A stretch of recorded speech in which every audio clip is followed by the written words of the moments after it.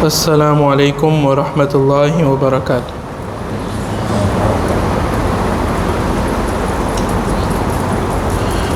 بسم الله الرحمن الرحيم.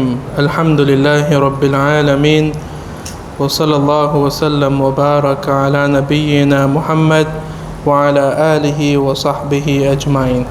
وبعد. Caros irmãos, continuando com as nossas aulas de fiqh, vamos hoje, com a permissão de Allah subhanahu wa ta'ala, passar para um novo capítulo. Este capítulo está relacionado ou é relacionado ao jihad. O jihad, este termo que nós muito ouvimos falar, mas a pergunta que não quer calar, este termo é usado: por que o capítulo relacionado com o jihad logo após o capítulo relacionado com o hajj? Por exemplo, se alguém perguntar por que depois de salah, zakah, ou por que depois de zakah, jejum, ou por que depois de jejum, hajj, qual é a resposta? Consta no hadith: بني الإسلام على خمس شهادة أن لا إله إلا الله وأن محمد رسول الله إقام الصلاة وإيتاء الزكاة وصوم رمضان والحج. Consta esta sequência. A questão: o jihad veio de onde? Por que o jihad? Por que não o buyu', o comércio, o fiqh al-usra, lei da família, herança? Existe ainda muita coisa por abordar. Por que o jihad? A resposta é porque um grande número de sábios classifica o jihad como o sexto pilar do Islã. Não consta no hadith, mas por causa da sua importância, classifica o jihad como o sexto pilar do Islã. Portanto, é este o novo capítulo. Literalmente, o que significa al-jihad? Na língua árabe, este termo é usado badlul juhdi wa taqati wal wus'a, é despender esforço, força e meios disponíveis. Despender esforço, força e meios. Na Sharia, ou fil istilah, ou tecnicamente, بذل الجهد والوسع في قتال الأعداء من الكفار ومدافعتهم. O que significa? بذل الجهد, esforçar-se, despender todos os meios disponíveis no sentido de combater os inimigos descrentes. ومدافعتهم, e proteger-se da sua maldade. E é por isso que Allah subhanahu wa ta'ala ordenou: وَأَعِدُّوا لَهُمْ مَا اسْتَطَعْتُمْ مِنْ قُوَّةٍ وَمِنْ رِبَاطِ الْخَيْلِ تُرْهِبُونَ بِهِ عَدُوَّ اللَّهِ وَعَدُوَّكُمْ. O jihad não é a pessoa só levantar e dizer vamos ao jihad. Existem condições. E é por isso que Allah subhanahu wa ta'ala sempre incentivou que vocês devem investir em todos os meios. No tempo do Nabi sallallahu alaihi wasallam era necessário o cavalo, a arca e tudo aquilo que nós conhecemos. Hoje precisamos de aviões, porta-aviões, armamento, mísseis. Tudo isso entra neste versículo: وَأَعِدُّوا لَهُمْ مَا اسْتَطَعْتُمْ مِنْ قُوَّةٍ. Allah que ordena aos crentes a prepararem-se, envidar todos os esforços no sentido de combater os descrentes inimigos. Os descrentes inimigos. Não é qualquer descrente. Não é qualquer descrente. Descrente inimigo. Aquele inimigo declarado que impede as pessoas de professarem a religião, que impede as pessoas de cumprir com as ordens de Allah subhanahu wa ta'ala, este sim deve ser combatido. Este sim deve ser combatido. Mas se tratar-se de um descrente, e diz lakum dinukum waliyadin, vocês têm a vossa religião e eu também tenho a minha religião, e portanto pratiquem à vontade a vossa religião. É combatido? Não é combatido. Wa mudafa'atihim, travar a maldade. Jihad também é defender a sua pátria. Defender a sua pátria, a sua terra, o seu país do invasor, do inimigo. Esta que é a definição, este que é o conceito técnico do termo jihad. E o Nabi sallallahu alaihi wasallam, quando descreveu o jihad, o papel do jihad no Islam, classificou como dhirwatu sanamil Islam. Dhirwatu sanamil Islam, temos aquele termo na língua portuguesa, a cereja por cima do bolo. O jihad é a cereja. O jihad é a cereja, é a parte mais importante. Queremos a beleza no Islã, então deve haver jihad. Deve haver jihad. E havíamos falado nas aulas passadas que o termo jihad não só significa combate com armamento. Pode ser combate com palavras, escrita, dependendo de época para época. E mencionamos wajahidhum bihi jihadan kabira. Allah que usou o termo wajahidhum bihi. Bihi aqui é Al-Quran. Combater o inimigo com Al-Quran. Explicar. Muita gente não conhece o Islã. Muita gente não conhece o Quran. Muita gente não conhece a personalidade do profeta Muhammad sallallahu alaihi wasallam. Portanto, nós temos que remover essa estranheza. Temos que remover esta estranheza, porque tudo que não é conhecido é estranho. Ninguém gosta do que não é conhecido. O maldoso, por mais maldoso que ele seja, mas ele quando se apresenta, quando se embeleza, as pessoas passam a gostar. Por exemplo, o que me ocorreu agora, no YouTube tem um canal de uma brasileira que casou-se com um judeu e vive no Israel, na Palestina. Israel, território de maldosos. Portanto, diariamente, qual é o papel dela? É de apresentar a beleza do Israel, de apresentar a virtude dos judeus. E quando vamos para os comentários, vemos que as pessoas ficam comovidas.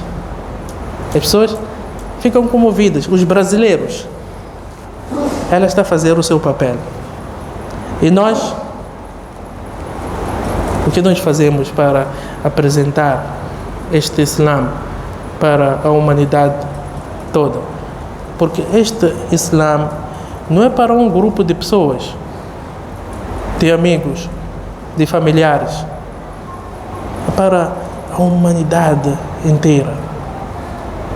É para a humanidade inteira. Portanto, nós temos que ter este objetivo de fazer chegar o Islã, a beleza do Islã. Não é possível uma pessoa sensata não aceitar o Islã, porque o Islã vai de acordo com a nossa natureza. Fitrat Allah é uma natureza, um instinto que Allah subhanahu wa ta'ala colocou em nós. Portanto, uma vez que você apresenta o Islã na sua forma original, as pessoas aceitam. As pessoas aceitam, porque tudo o resto vai contra a natureza do ser humano. Portanto, o jihad é super importante. E o profeta sallallahu alaihi wasallam, quando diz para os seus companheiros que a humilhação vos cercará quando vocês abandonarem o jihad. Quando vocês abandonarem o jihad, então Allah subhanahu wa ta'ala cobrirá a voz com a humilhação. Quer dizer, ninguém tem interesse. O maior interesse é só de comer, beber, procurar dinheiro para pagar as nossas despesas, e ninguém tem compromisso com o Islã. Ninguém tem compromisso com a sua religião. Vejamos esses judeus. Allah castigou tanto a eles, foram massacrados e estiveram dispersos pela terra toda, mas nunca esqueceram o objetivo maior. Depois de muitos anos, eles foram fundar, dispersos todos eles, mas nunca se esqueceram do objetivo, que é de fundar um país para os judeus. Nunca. Estavam dispersos, um na Inglaterra, outro na Alemanha, outro nos Estados Unidos, cada um a fazer a sua vida. Mas quando chegou a hora de fundar, de lutar pela pátria, não sei se é correto usar este termo, de fundar este país, todos eles tiveram, porque foram ensinados desde criança que, olha, nós temos que ter o nosso país, nós temos que ter o nosso país. Então cresceram e nunca se esqueceram deste objetivo. E fizeram de tudo, passaram por cima de tudo e de todos, massacraram tudo e a todos para fundar aquele país. De um lado temos a maior parte, que é negativa, mas a parte positiva é a determinação. A determinação. Olha para nós. Nós carregamos este shahada, mas na nossa boca. Na nossa boca.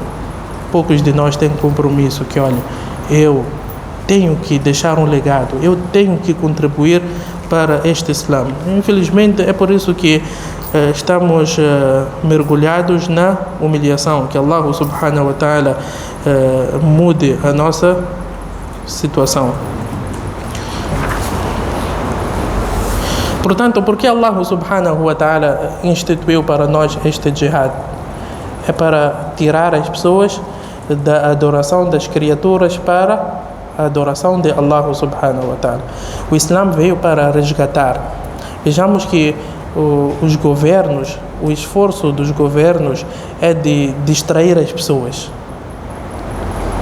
De distrair as pessoas, de mergulhar as pessoas na obscenidade. É por isso que está tudo facilitado. Bebida alcoólica, a cada dia que passa, está mais barata e constroem mais fábricas. Adultério, maldade, está tudo facilitado. Para quê? Para todos adormecerem. E eles estão cientes que nós só podemos governar enquanto este povo estiver mergulhado.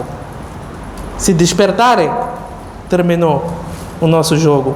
E veio o Islã e disse que não, nós temos que resgatar as pessoas, tirar as pessoas da maldade, tirar as pessoas da adoração das criaturas para a adoração de Allah subhanahu wa ta'ala. A partir do momento que você tem consigo este princípio, que olha, eu sou servo de Allah subhanahu wa ta'ala e não tenho mais compromisso com ninguém, você torna uma pessoa consciente, uma pessoa lúcida. Enquanto isso está mergulhado, está embriagado. E também Allah subhanahu wa ta'ala instituiu o jihad para restaurar o direito do injustiçado, o direito do injustiçado. Só através do jihad que nós podemos restaurar, trazer de volta ou apoiar o injustiçado. E o jihad, de princípio, é fardo kifaya. Fardo kifaya. Dissemos nas aulas passadas o que significa fardo kifaya.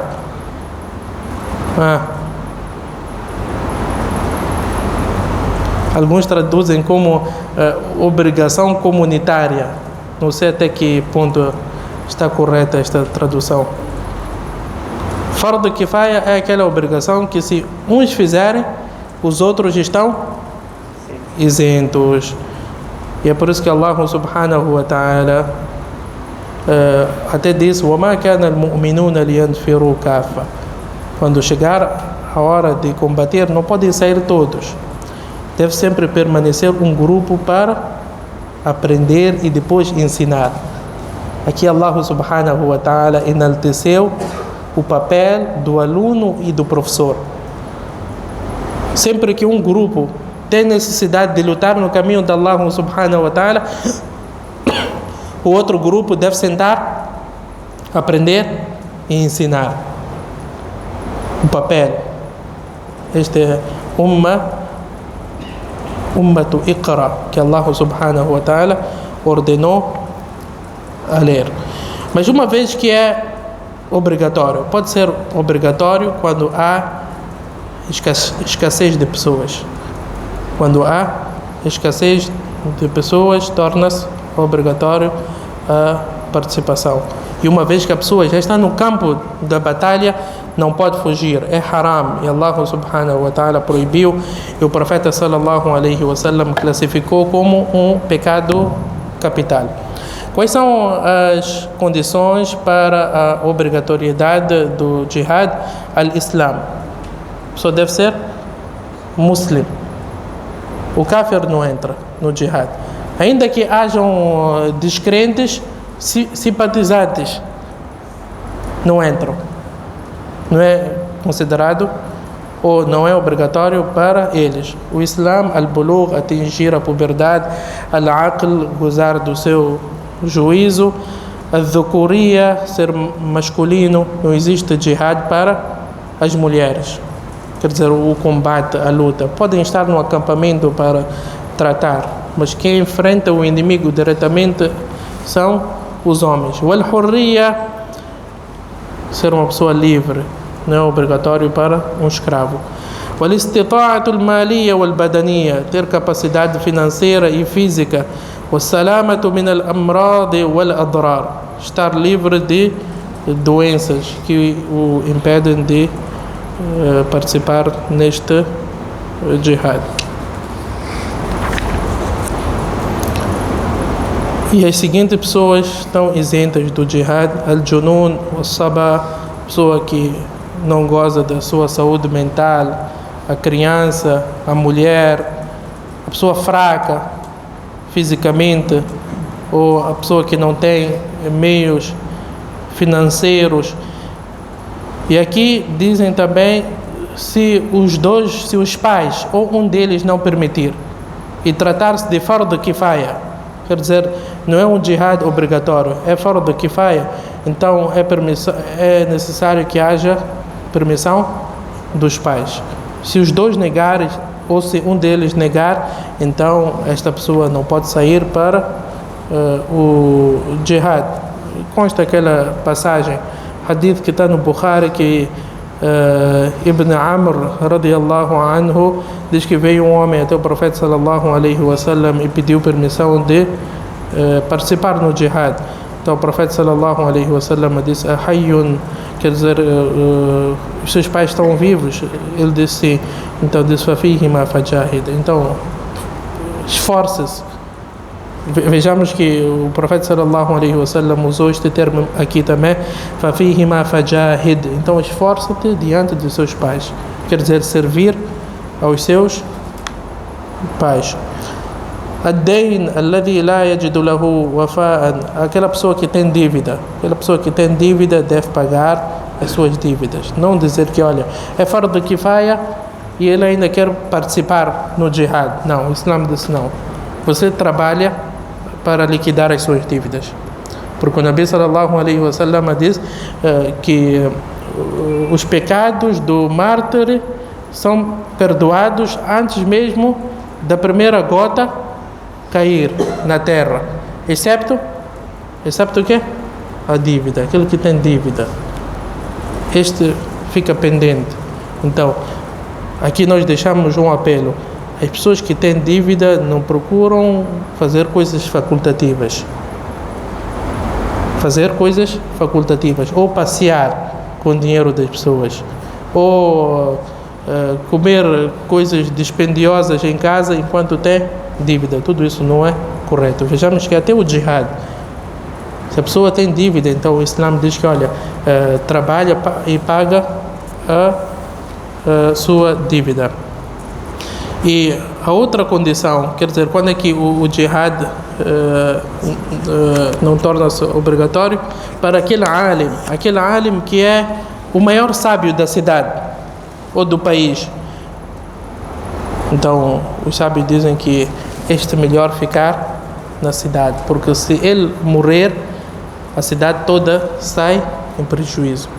Aqui também notamos a importância de um alim, de um professor. É muito importante. Aquela cidade que não tem uma pessoa que os orienta é uma cidade pobre. Vamos dar continuidade, inshallah. Wa sallallahu wa sallam wa baraka ala nabiyyina Muhammad wa ala alihi wa sahbihi ajma'in.